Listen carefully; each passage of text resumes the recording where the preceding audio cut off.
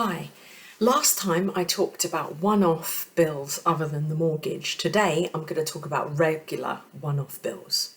Hi, my name's Manda Walker and I'm the mortgage coach, and I believe everyone has a right to own their own place. Today, as I said, I'm going to be talking about regular non-mortgage bills. Now, this is really important because you always need to make sure you can pay your mortgage. Your property could be repossessed if you don't keep up your mortgage payments, but there are loads of other bills.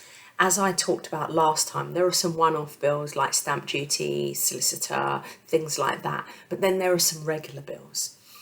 Now, the first one I'd like to talk about is insurance. Now, there are different types of insurance that you could commit to once you've got a mortgage. The first one is building insurance, and that is mandatory for the mortgage. In fact, on exchange, they expect you to have your building insurance sorted. Now, next, there is the contents insurance. So depending on what you've got in your property, you'll need contents insurance, and depending on what you've got, you'll need different levels of contents insurance, and that will be based on, some of it will just cover all the contents, some of it will be for specific things, like if your mobile phone or your TV or your laptop has a value of more than £1,000, for example, then that should be insured as part of the contents insurance, but as a separate item. Your excess on your insurance is also important. Now, if you've never dealt with insurance before, basically the way it works is, depending on how much you want to pay per month, or you can pay this all in 1 year, but you can make a one-off payment for the whole year, or you can make 12 monthly payments, or some will let you do 10 payments in a year. Now, basically, the way it works is they'll calculate your insurance and how much the monthly or annual premium is, that's what it's called, and this will be based on a couple of things. One, how much insurance do you want, at what level?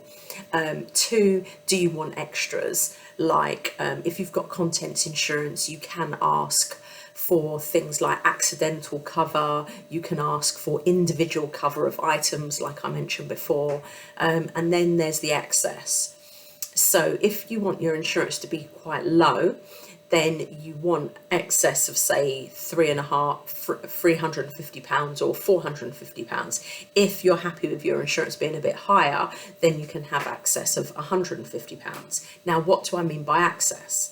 So basically, excess is if you if something goes wrong with, say, your laptop and it's worth £1,000, if you've got excess of £250, that means the first £250 the insurance will not cover, but they will pay you for the rest. So if you put in a claim for £1,000 laptop, the first 250 won't be covered, but you'll get 750 back. And that means your premium will be lower than if, say, you didn't have any excess. But at the end of the day, you don't always... Hopefully your insurance is just a safeguard. It's not something you're expecting to use every single year. And the thing is, if you do make claims, the following year it will be higher. So you've got to weigh up whether it really needs to be claimed. For example, if something is only worth 250 and the excess is, it's worth £300, for instance, and the excess is 250, then is it really worth putting in the claim to get that £50? Because I can guarantee next year, when the insurance, they're quoting you for the insurance renewal, and they look that you've claimed, they ask if you've claimed in the last 5 years. If you've claimed the year before, the excess, the premium, what you pay per year or split over several months, will be higher than the additional £50. So they have to make their money back. So that's something to look at. Other types of insurance is life insurance, critical illness, and things like that. Now, I'm not a protection specialist, but if you are interested, DM me directly and I'll put you in touch with someone, or you can just put comments in the chat saying, it's something that you're interested in, and we can connect that way. Right, the next thing I wanted to talk about is other bills that you're going to pay regularly on a monthly basis. Now, council tax is a very important bill, and you will be expected to pay that every single month. Utilities, that is your water, your gas and your electricity, they are all monthly bills that you should expect to pay every single month. Now, when you're doing your original budget to work out whether you can afford a mortgage in the first place, there should all be estimates for these figures. So that's what I do with my clients. The other thing is your internet. Now that so many people work from home and so many people use laptops and things, I mean, it's fine with your phone because the majority of time you may just use your network connection, and that's another thing. Your mobile phone bill needs to also be covered as a monthly expense. But then if you want broadband on top of that, if you want it separately, then again that needs to be covered. TV packages, Netflix, things like that, that also needs to be covered. And groceries, because you've got to eat. If you can't cook, which is like me, when I first moved out, I spent a lot of money on takeaway. So that's also something you've got to budget for. But then if you decide you're going to cook, then you need to make sure that you've bought all the pots and pans and everything that you're going to need. And then on a monthly basis, you make sure you would order or buy food on a regular basis. So when you're actually looking at whether you can afford to own your own home, don't just look at whether you can make the mortgage payments every month. Look at, firstly, when you're looking at the one-off cost, don't just look at, have I got the deposit? Make sure, have you got the additional cost, which I mentioned in the last video. Then when you're looking at your monthly, say, okay, get your pay slip, look at what your net salary is, what you receive in every month. Then look at all your direct debits, because you may have some set up already.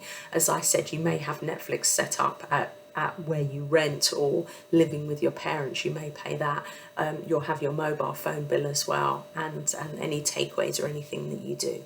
And then on top of that, it is council tax. It is building insurance and contents insurance and any other insurances that you may need and review, maybe private health care, dental care, that kind of thing. As I said, utility bills, which is gas, electric and water, and then your internet connection. If you have a landline, paying line rental for the actual landline as well, and TV packages if you've got Sky, if you've got Netflix, if you've got any of those really. So you really do need to make sure that you cover every single cost. So what I would suggest, because I love Excel, I would look at, as I said, right at the top of the column, have what you receive as your net income.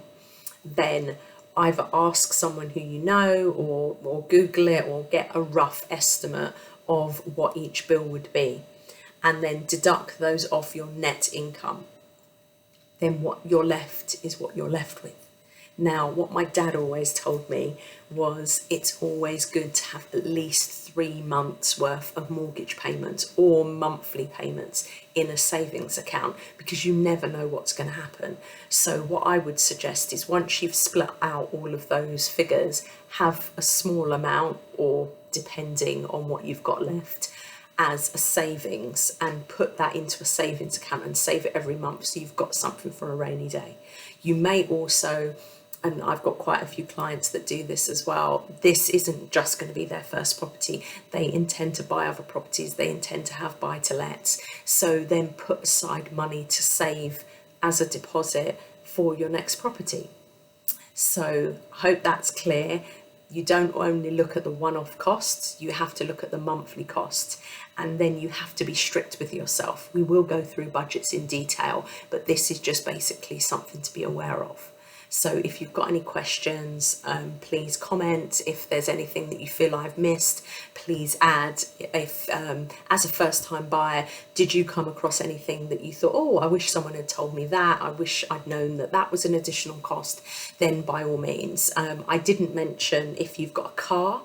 If you've got a car, then obviously you have to look at, maintaining the car, taxing the car, your petrol, which is very expensive at the moment, so you've got to look at all of that. Or if you're traveling to work, you've got to look at your travel expenses as well. So sometimes there's more than just being there's more than just running the house. There's running you as well, for instance, so it covers everything. But thank you for your time, and as I say, I'm Amanda Walker, the mortgage coach, and everybody has a right to own their own place.